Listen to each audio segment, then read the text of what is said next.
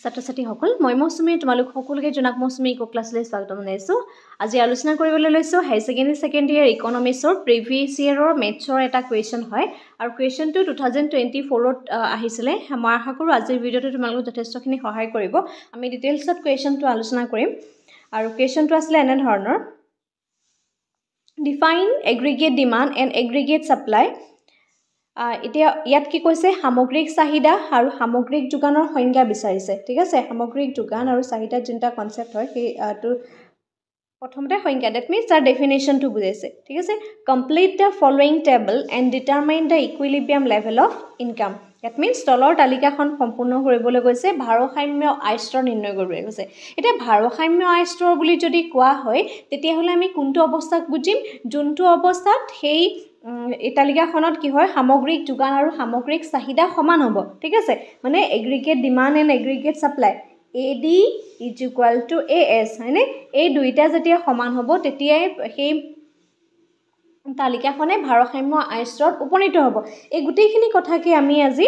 আলোচনা কৰিম ভিডিওটো শেষলৈকে চাই থাকিবা ঠিক আছে এটা প্ৰথমতে আমি বুজিবলৈ চেষ্টা কৰো আহা যে সামগ্ৰিক যোগান আৰু সামগ্ৰিক চাহিদা মানেনো কি হয় সামগ্ৰিক যোগানৰ চাহিদাৰ যদি আমি সংজ্ঞা দিও যে কোনো এখন অৰ্থনীতিত কোনো এটা নিৰ্দিষ্ট বছৰ সকলো চূড়ান্ত দ্ৰব্য আৰু সেৱাৰ সৰ্বমুঠ চাহিদাকে সামগ্ৰিক চাহিদা বুলি কোৱা হয় অন্য অৰ্থত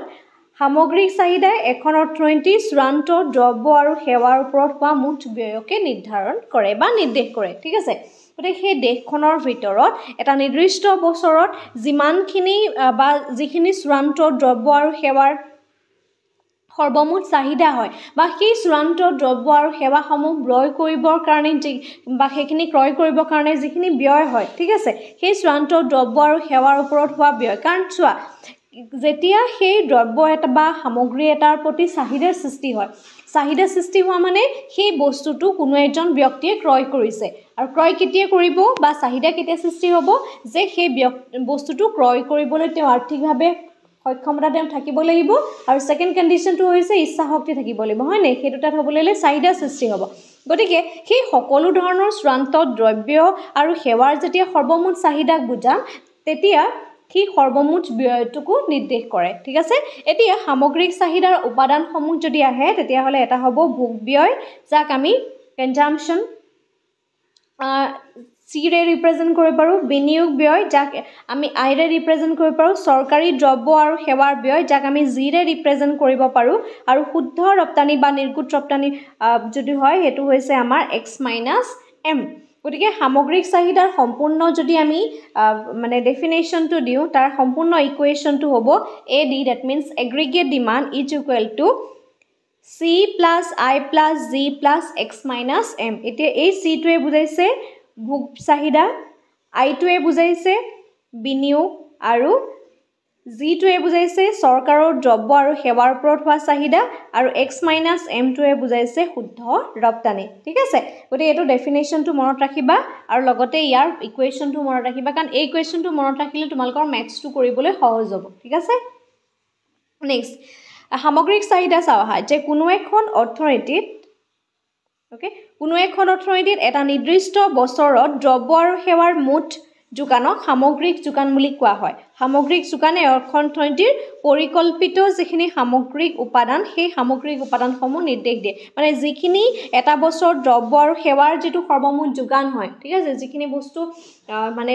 যোগানৰ বাবে উলিয়াই দিয়া হয় সেইখিনিকে সামগ্ৰিক যোগান বুলি কোৱা হয় গতিকে সামগ্ৰিক যোগানৰ আকৌ দুটা উপাংশ আছে এটা হৈছে ভোগ আৰু আনটো হৈছে সঞ্চয় গতিকে সামগ্ৰিক যোগানৰ যদি আমি ইকুৱেশনটো লিখো AS = C + S ঠিক আছে গতিকে এইটা আমি ডেফিনেশন পালো এতিয়া এই ডেফিনেশনটোৰ পৰা তালিকাখন মই এনে ধৰণে বনাই দিছো চাবা এতিয়া আমাক কোৱেশ্চনটোত কি দিয়া হৈছিলে আমাক কোৱেশ্চনটোত দিয়া আছে যে AS দিয়া আছে ঠিক আছে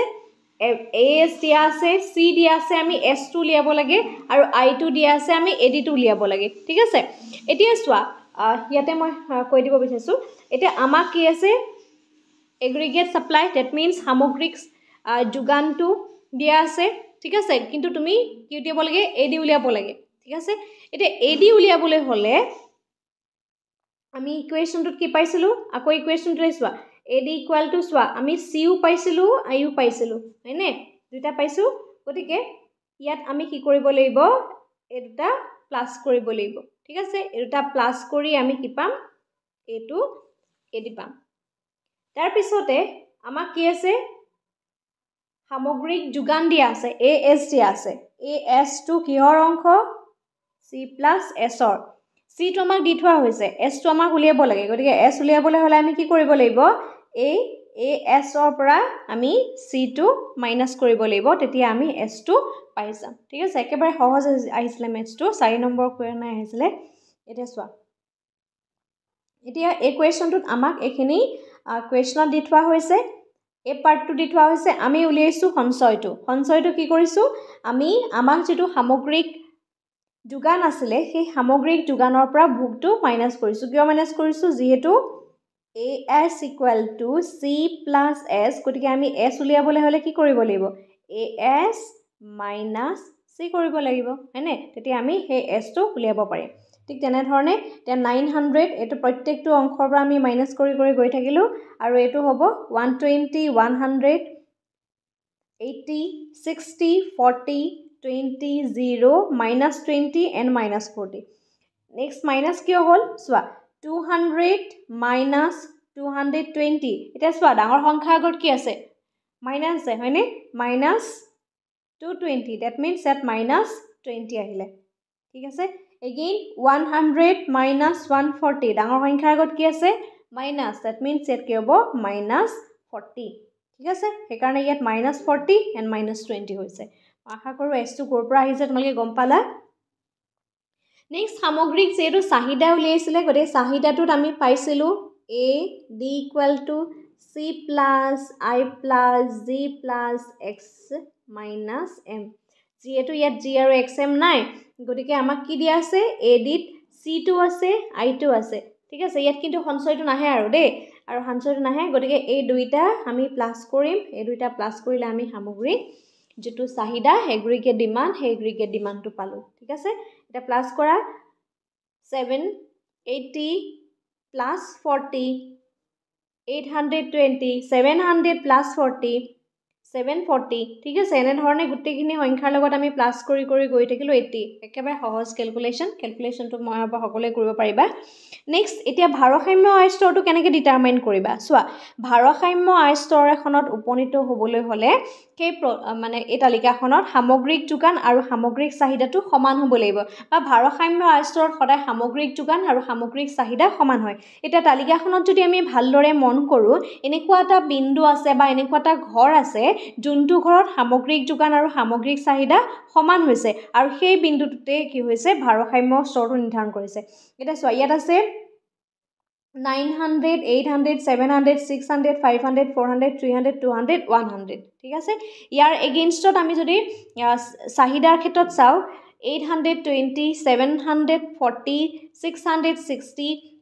580 500 again 420 340 260 180 এতিয়া চোৱা ইয়াৰ যেটো ইকুৱেশন আছে এই ঘৰটো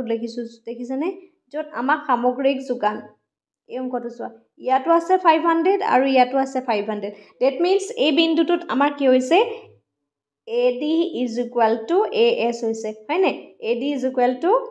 AS হোৱাৰ বাবে okay AS